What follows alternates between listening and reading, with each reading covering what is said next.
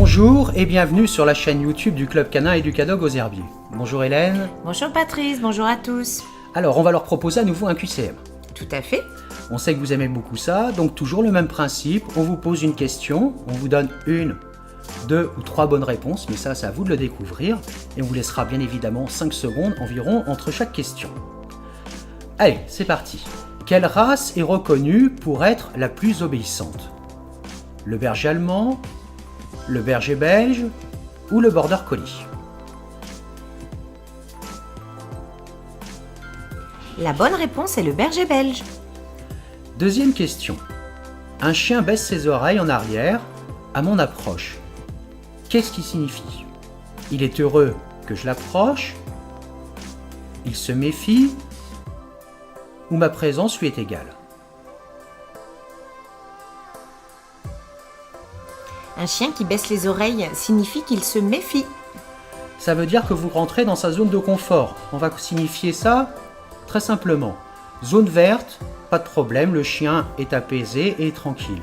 Zone orange, il vous signifie, là, vous rentrez dans ma bulle, monsieur ou madame. Zone rouge, attention à toi, cela ne me plaît pas. Troisième question. Puis-je donner du paracétamol à mon chien? Oui, sans problème. Uniquement à dose pédiatrique? Ou non, son foie est incapable de métaboliser le paracétamol.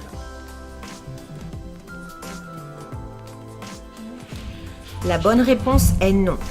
En aucun cas on peut donner du paracétamol à un chien. En effet, le foie ne métabolise pas le paracétamol, y compris à dose pédiatrique.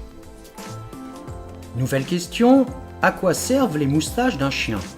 À communiquer avec les autres individus? C'est purement esthétique? Ou c'est un organe sensoriel, mais très peu sensible dont on peut les couper? Alors, les moustaches d'un chien servent à communiquer avec les autres individus. C'est également un organe sensoriel, mais qui est très sensible. On ne peut donc surtout pas les couper. Pourquoi la truffe de mon chien est-elle mouillée? C'est un signe de bonne santé? C'est parce que l'humidité permet d'augmenter son odorat? Ou aucune explication, c'est tout à fait naturel.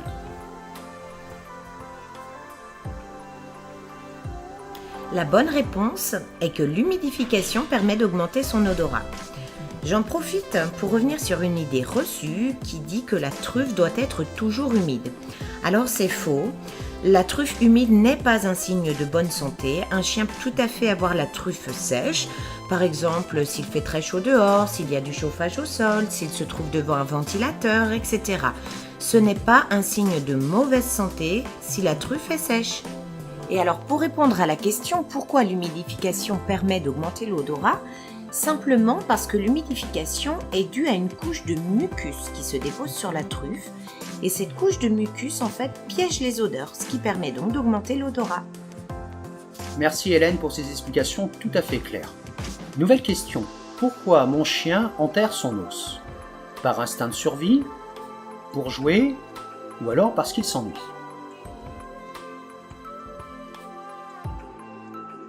Eh bien, le chien enterre son os par instinct de survie, au cas où, à un moment donné, il n'aurait pas d'alimentation suffisante et donc il irait chercher dans sa réserve. Un reste de son instinct de ses ancêtres le loup, d'où vient le chien, comme vous le savez. Pourquoi mon chien est-il plus agressif en laisse? Car il n'aime pas la laisse? Car il veut me faire comprendre qu'il faut le détacher? Ou parce qu'il ne peut pas fuir devant un danger?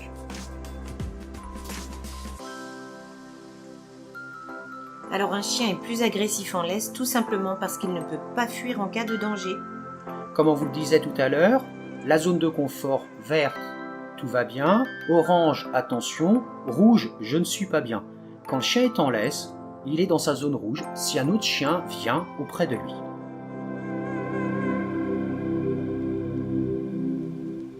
Pourquoi un chien mâle claque parfois des dents lorsqu'il sent de l'urine pendant une balade? Car l'odeur le gêne particulièrement, car il a senti une femelle en chaleur, ou encore car il adore l'odeur qu'il vient de sentir.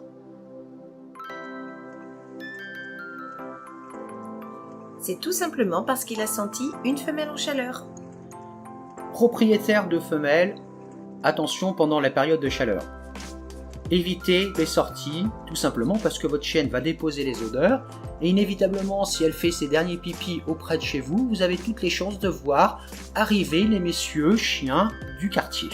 Nouvelle question. Comment transporte-t-on un chien dans une voiture? Pas de règle précise, où on veut, dans le coffre avec un filet ou une barrière, ou bien encore dans une cage de transport.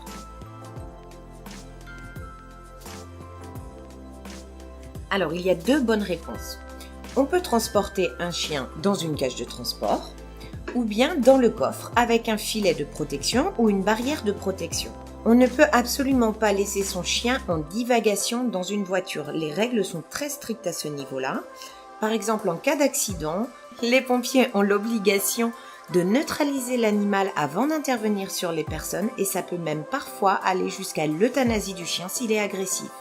Donc c'est vraiment très important de respecter les règles de transport d'un chien en voiture, dans le coffre, dans une cage de transport ou bien l'attacher avec un harnais. Comme le dit une loi, un texte de loi pour être plus précis sur le transport, votre chien est considéré comme un objet. Dans tous les cas, les valises doivent être mises en sécurité lors du transport et votre chien, malheureusement, dans la loi française encore, est considéré comme un objet dans la voiture. Évidemment, on doit le mettre dans le coffre avec une bonne barrière de sécurité, soit dans une cage de transport ou attaché par un système de harnais jusqu'à la ceinture de sécurité. Évitez les filets, le chien aura tendance à se coincer les pattes dedans s'il bouge ou le museau, et là encore, il pourrait se blesser. Dernière question. Quelle couleur voit mon chien? Il a la même capacité de voir les couleurs que nous, il voit en noir et blanc, ou alors il voit en bleu et jaune.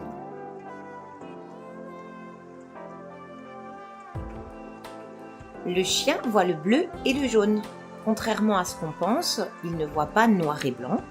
Il a en fait une acuité visuelle de jour quasiment identique à la nôtre, voire un peu plus faible. Par contre, la nuit, il voit beaucoup mieux que nous.